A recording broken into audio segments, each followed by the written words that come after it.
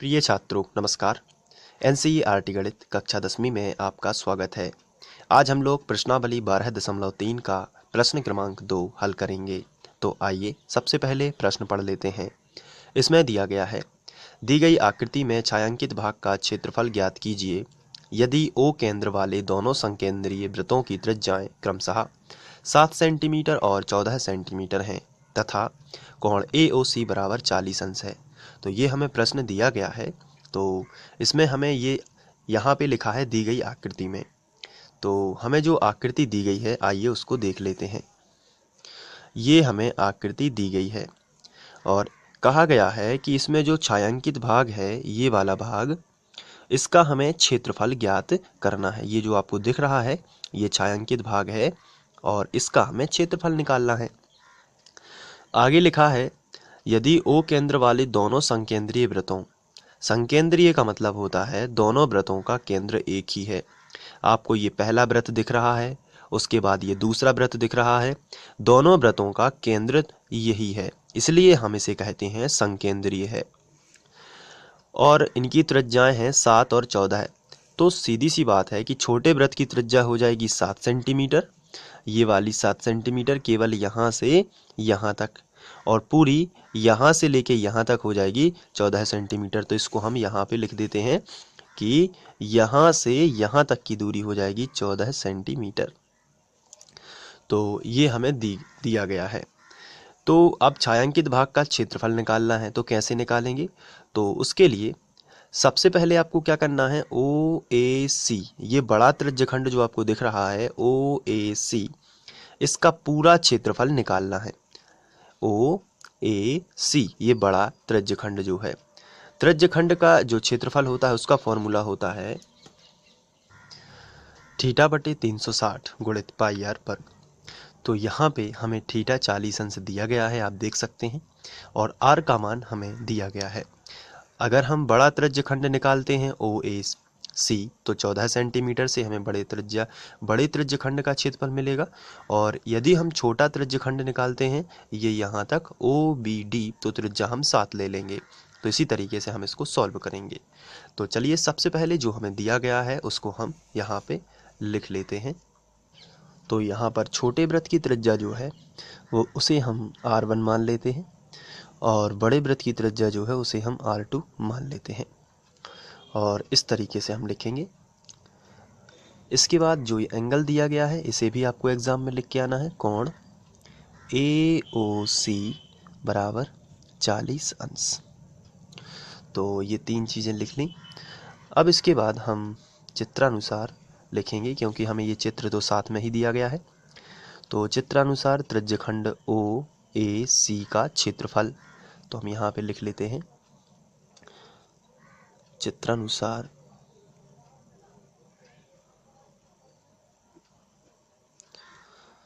त्रिज्यखंड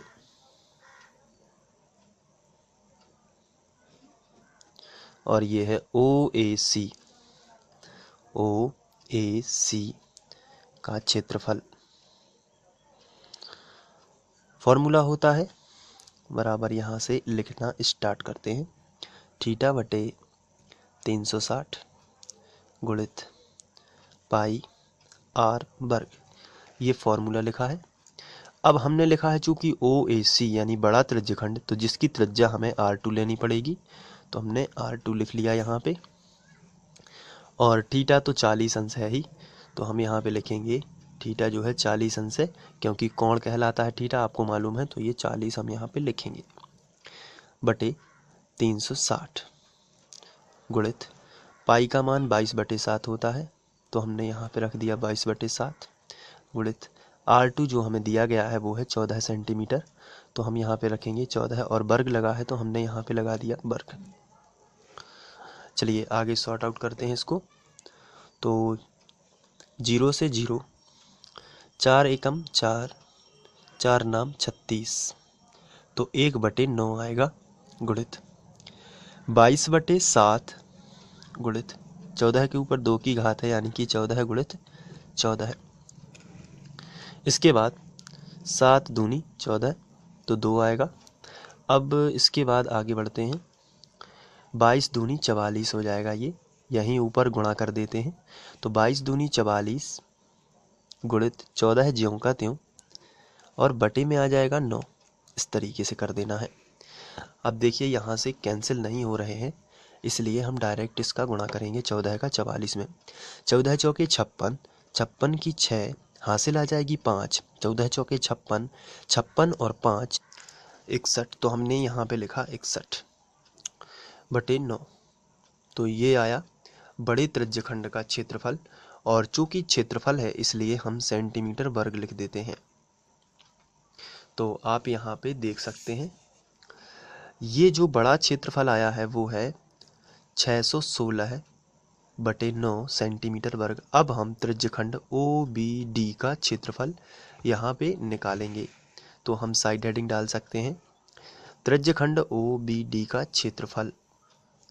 इसके बाद फॉर्मूला वही रहेगा, थीटा बटे 360 गुणित पाई आर वर्ग। लेकिन इस बार छोटा त्रिज्यखंड है और इसकी त्रिज्या हमने R1 मानी हुई है, आप यहाँ पे देख सकते हैं। ये देखिए छोटे वृत्त की त्रिज्या क्या मानी है, R1। तो अब हमें इस फॉर्मूले में यहाँ पे R की जगह पर R1 कर देना चाहिए। चलिए आगे बढ़ते हैं। थीटा जो है इसका मान 40 ही रहेगा, ये नहीं बदलेगा, बटे 360। और पाई का मान आप जानते हैं 22/7 गुणित R1 है 7, तो 7 का कर दिया वर्ग। चलिए ये कैंसिल किया और 4 एकम 4, 4 नाम 36। तो आया 1/9 गुणित 22/7 गुणित 7 के ऊपर वर्ग है इसलिए 7 गुणित 7 लगा दिया। 7 से 7 कैंसिल, तो 7 दूनी 14 की 4 हासिल आ जाएगी 1। 7 दूनी 14 और 1 15, 154/9। तो ये सेंटीमीटर वर्ग आया। और ये जो एरिया है ये छोटे त्रिज्यखंड यानी कि इसका एरिया है। अब यदि हम बड़े त्रिज्यखंड में से ये छोटा त्रिज्यखंड काट देते हैं तो ये बीच का हिस्सा रह जाएगा। फिर से समझिए, अगर हम इस बड़े त्रिज्यखंड का जो एरिया आपको दिख रहा है, ये वाला एरिया, ये पूरा एरिया जो है ये वाला, इसमें से इतना हिस्सा कट कर देते हैं तो यही रह जाएगा ना। इसलिए अब हम लिखेंगे छायांकित भाग का क्षेत्रफल। तो छायांकित भाग का क्षेत्रफल बड़े त्रिज्यखंड का क्षेत्रफल यानी कि 616/9 माइनस 154/9, ये घटा दिया। तो 9 और 9 जो है आ गया इस तरफ। अब 616 LCM आया 9 और 9 का 9, तो 9 और 9 कैंसिल तो बचेगा 1, तो आएगा 616 माइनस यहाँ से 9 और 9 कैंसिल तो आएगा 1, तो 154। अब 616 में से 154 घटा लेते हैं तो आएगा 462/9। तो ये 3 से कैंसिल हो रहा है तो इसको कैंसिल कर देते हैं। 3 का 9, 3 एकम 3, बचा 1, 3 5 15, फिर बचा 1, 3 चौके 12। तो 154/3 सेंटीमीटर स्क्वायर, यही आपका आंसर आ जाएगा। तो इस तरीके से आपको सॉल्व करना है और इसके बाद मैं गणित के IMP प्रश्न बताऊंगा, तो उसके लिए आप तैयार रहें और साथ ही इसको नोट कर लीजिए। तो यहाँ से आप इसको नोट कर सकते हैं और इसके बाद ये नोट कर लीजिए। इसके बाद ये, और फिर इसके बाद थोड़ा सा ये है।